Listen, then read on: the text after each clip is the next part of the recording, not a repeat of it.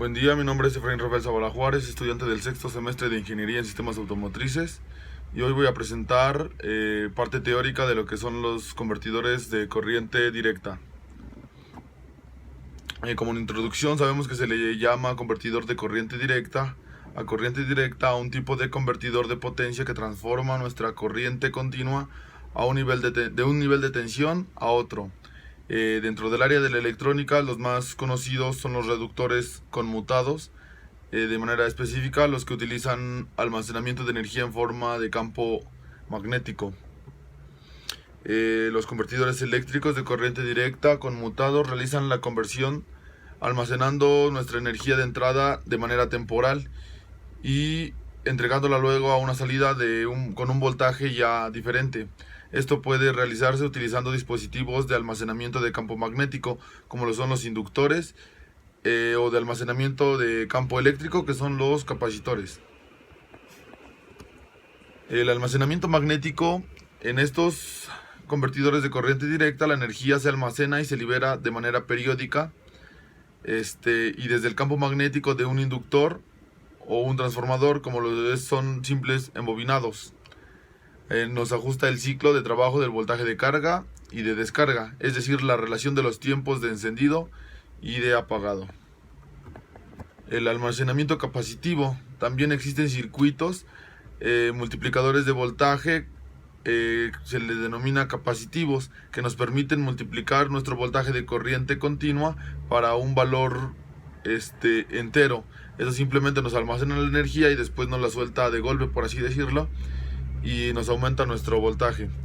La clasificación de los convertidores conmutados: son reductores, que son dos convertidores de tensión de entrada a una tensión de salida de menor nivel, y los convertidores denominados buck. También otros elevadores que convierten la tensión de entrada a una tensión de salida de mayor nivel, y los convertidores boost. Y por último, los reductores elevadores pueden convertir nuestra tensión de entrada a una tensión de salida de menor o mayor nivel según sea lo que deseamos. El convertidor buck boost, el convertidor push pull, y bueno, los convertidores DC aislados.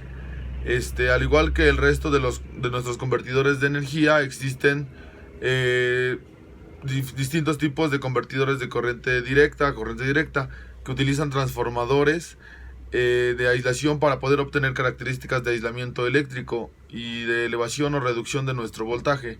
Los tipos fundamentales de convertidores aislados son el forward, flyback, semipuente y puente. Modos de conducción: los convertidores electrónicos magnéticos pueden funcionar de dos modos distintos en funcionamiento de las características de la forma de onda de corriente en el elemento magnético de nuestro circuito, inductor o transformador. El modo de conducción continua es uno donde la corriente en la inductancia no se anula en ningún momento durante la operación normal, y el modo de conducción que es discontinua. En la corriente de la inductancia se anula durante una cierta parte de nuestro periodo. Tipos de conmutación: hay conmutación dura, resonante y conmutación suave.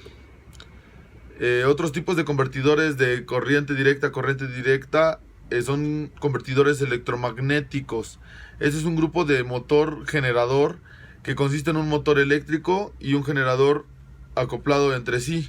Su interés es principalmente histórico, combina las funciones de ambas máquinas en una sola unidad, una con espiras para el funcionamiento del motor y el generador bobinado alrededor de un solo rotor. Esto hace que, por ejemplo, nuestro motor funciona, por ejemplo, a 12 voltios de corriente continua y nos genera más energía eléctrica con un voltaje mayor. Bueno, como conclusión, sabemos que la mayoría de los convertidores reductores están diseñados para el funcionamiento de corriente permanente. Al aumentar la frecuencia de nuestra conmutación, se reduce el tamaño mínimo que necesitamos de inductor para poder producir corriente permanente y el tamaño mínimo de capacitor para eliminar el rizado de salida. Por tanto, nuestra frecuencia de conmutación alta permite reducir el tamaño de nuestros convertidores, que esto dentro de la industria automotriz pues nos es bastante benéfico. Y eso es todo. Gracias.